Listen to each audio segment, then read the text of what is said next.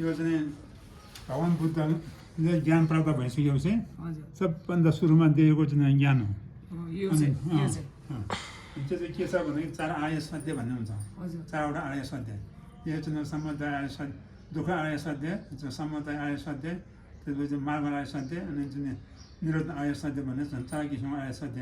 हजुर त्यसलाई चाहिँ व्याख्या गरेर ज्ञान बताएको सिकाएको है। अनि त्यो चाहिँ समुदाय सत्य भनेको चाहिँ अघि चाहिँ यसले उत्पत्ति गर्ने चाहिँ रिस राग घमण्ड यिनीहरू चाहिँ समुदाय सत्य भन्छ है। अनि दुःख सत्य भनेको चाहिँ हामीले जान्छौँ मान्छेले जति पनि दुःख पीडा अनेक किसिमको सङ्कटहरू आउँछ नि त्यो नै भयो है। र अनि अर्को चाहिँ मार्ग सत्य भनेको चाहिँ राम्रो धर्मको काम भयो। धर्मको काम गर्ने, अनुशासनमा बस्ने, शिलमा बस्ने, धर्मको काम गर्ने, दान दक्षिणा गर्ने, भगवान्को ध्यान गर्ने, मन्दिरहरू जप्नेदेखि यो सबै यो चाहिँ मार्ग सत्य भन्ने है।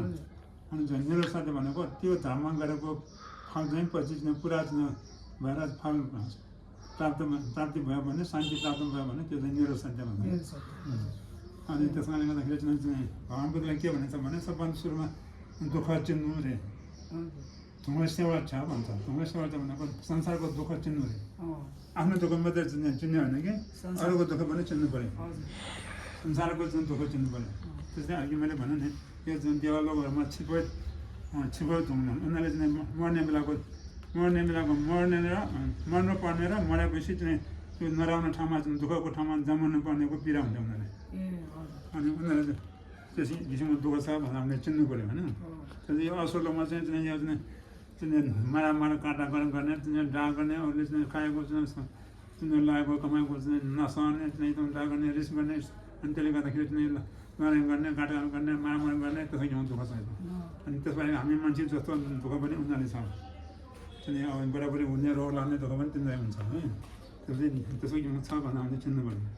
त्यो चाहिँ हामी मान्छेमा के गर्नु रहेछ तुम्ही भन्छ कि जमानेको दुःख, बिमार हुनुको दुःख, त्यसपछि बुढो हुनेको दुःख, यदि मर्नु पर्नेको दुःख, यो 4वटा मेन भयो। त्यसपछि आफूले सोचेको जसमा नपाउनेको दुःख, नसोचेको दुःखहरू चाहिँ टाउकोमा आइपर्नेको दुःख पीडा, त्यसपछि अनेक किसिमको सङ्कटहरू आइपर्ने, अनेक किसिमको दुर्घटना आइपर्ने, पहिला खानु नपाउने, पहिला गर्नु नपाउने, अनेक किसिमको चाहिँ दुःख छन्। त्यो किसिमको चाहिँ दुःख छ संसारमा भनेर त्यो हामीले चिन्नु पऱ्यो है।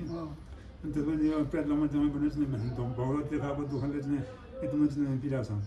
खानै पाउँदैन, पानी पाउँदैन, तिखा लाग्छ पानी पाउँदैन, भोक लाग्छ खाने चिज पाउँदैन, अनि यसो चाहिँ दुःख छ।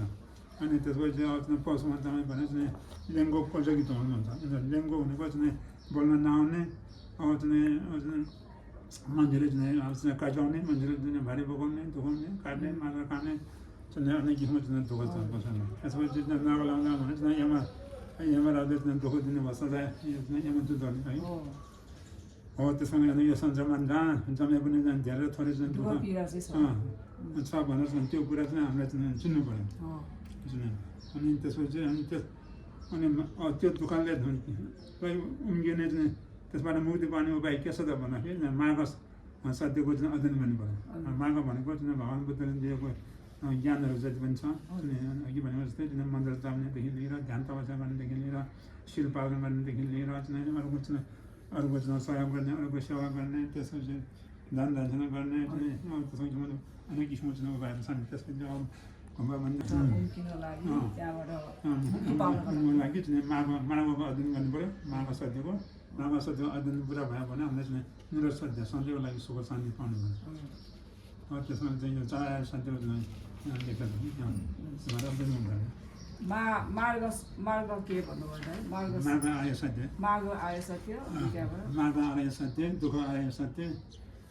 यो चाहिँ यो सत्य भनेको कारण के हो भन्दाखेरि हामी संसारको